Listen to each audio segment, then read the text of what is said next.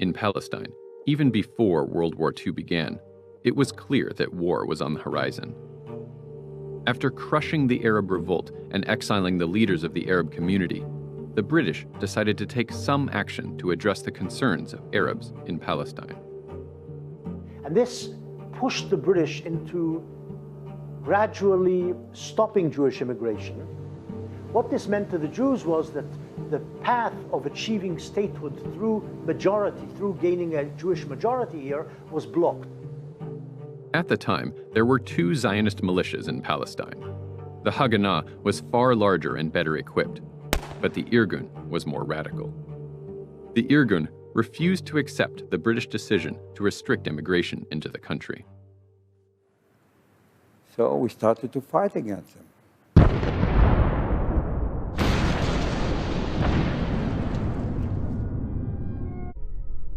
The King David Hotel was the headquarters of the British government in Palestine. Its bombing in 1946 by the Irgun was by far the largest attack in the Zionist campaign against the British and was a massive shock to Palestine.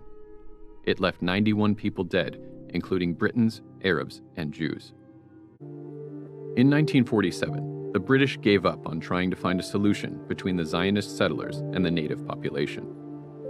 Exhausted from World War II, the British declared that they would leave Palestine and handed the problem over to the United Nations.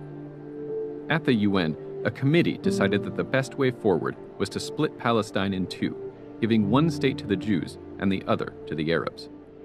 Jerusalem would become a separate entity administered by the UN. The Jewish community in Palestine had skyrocketed throughout the Zionist movement. But in 1947, it still only represented 1/3 of Palestine's population and owned less than 7% of the land. The United Nations partition plan called for giving 56% of the country to the Jewish state. This proposal shocked the Arab community. Not only would the Jews receive over half of Palestine, but they were also receiving most of the land suitable for farming. Nobody felt that this was a fair deal. The overwhelming majority, more than 55% of a country that had a 2/3 Arab majority, was being given over to the minority. And the area that would have been given to the minority was almost equal in population between Arabs and Jews. So there was a negative reaction to the partition of the country at all. People felt it's a single country, it shouldn't be partitioned. But then the specifics of the partition were found unjust and unequal in that a minority was being given most of the country. But in the wake of the Holocaust, world leaders felt compelled to do something for the Jewish people. In the United States, President Truman was facing re-election and intense lobbying by Zionist leaders. As a result of those pressures, he began supporting the UN partition plan. Truman, you might say, unleashed American diplomats to threaten certain countries. So you change your vote or else. And it worked. The vote passed to have partition. That's it, ladies and gentlemen. Partition passed 33-13. And is this crowd excited?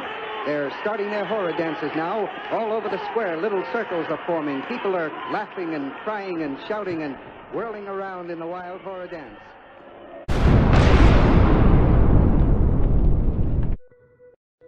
The British had announced that they would complete the evacuation of Palestine on the 15th of May.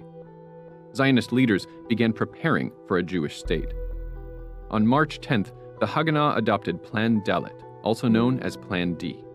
This plan outlined an overall strategy for the Jewish militia. Its stated goal was to prepare the coming Hebrew state to defend itself once the British army had left. But historians strongly disagree about the intentions of the plan.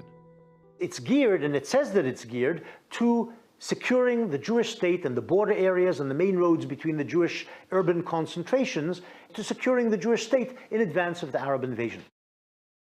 It's completely ridiculous. I mean, it's very clear that Plan Dalet was a plan not just to take over, but to empty of their population all of these villages and cities. Now, were there people who understood that writing down on paper, we will expel this population, was probably not a wise thing to do? Yes. But was there a clear intention implemented to the letter to expel the populations? And more importantly, not to let them return? There was. The most important part of Plan D was the set of orders that came outside of Plan D. The orders were strikingly clear and unambiguous and used the word letaher in Hebrew, which is to cleanse, or to destroy, which is lehashmid, or to expel, which is legaresh. I think the role of the historian is to fuse these military orders with the plan itself, and then you get an idea of the intention and the implementation.